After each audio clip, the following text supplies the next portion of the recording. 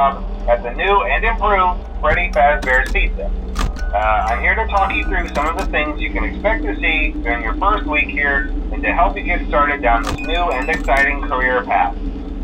Now, I want you to forget anything you may have heard about the old location, you know.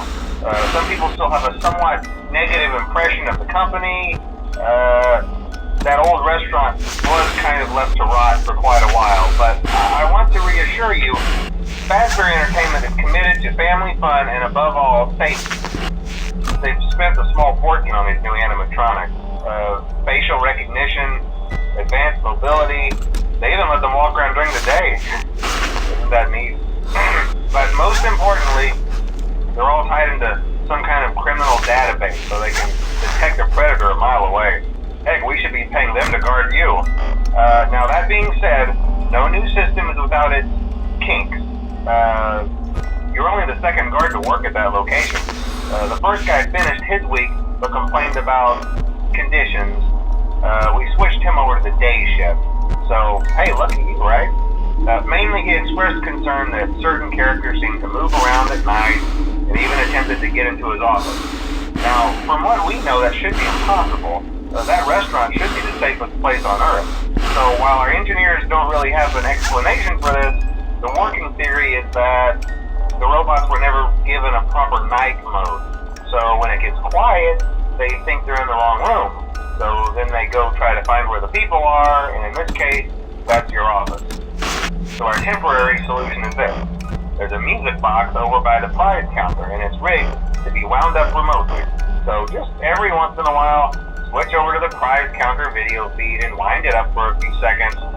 It doesn't seem to affect all of the animatronics, but it does affect one of them. And as for the rest of them, we have an even easier solution. You see, there may be a minor glitch in the system, something about robots seeing you as an endoskeleton without his costume on and wanting to stuff you into a suit. So hey, we've given you an empty Freddy Fazbear head. Problem solved. You can put it on any time and leave it on for as long as you want. Eventually anything that wandered in will wander back out. Something else worth mentioning is kind of the quirky modern design of the building. You may have noticed there are no doors for you to close. But hey, you have a light, and even though your flashlight can run out of power, the building cannot. So don't worry about the place going dark. Well, I think that's it. You should be golden. Check the lights, put on the Freddy head if you need to. Keep the music box wound up. Piece of cake. Have a good night, and I'll talk to you tomorrow.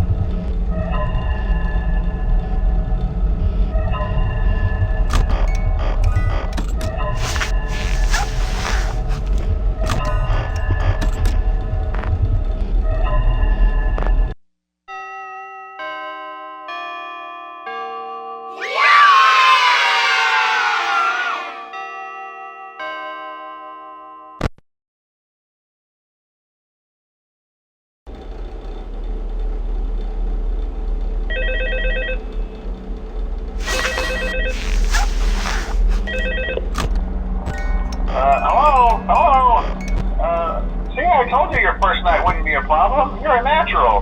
By now I'm sure you've noticed the older models sitting in the back room. Those are from the previous location, and we just use them for parts now.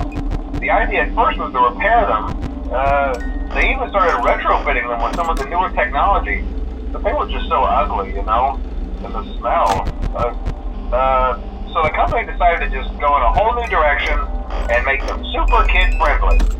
Those older ones shouldn't be able to walk around, but if they do, the whole Freddy head trick should work on them too, so whatever.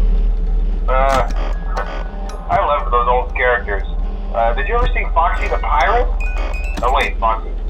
Oh yeah, Foxy. Hey listen, that one was always a bit twitchy. I'm not sure if the Freddy head trick will work on Foxy. If for some reason he activates during the night, and you see him standing at the far end of the hall, just flash your light at him from time to time. Those older models would always get disoriented with bright lights. It would cause a system restart or something. Come to think of it, you might want to try that on any room where something undesirable might be. It might hold him in place for a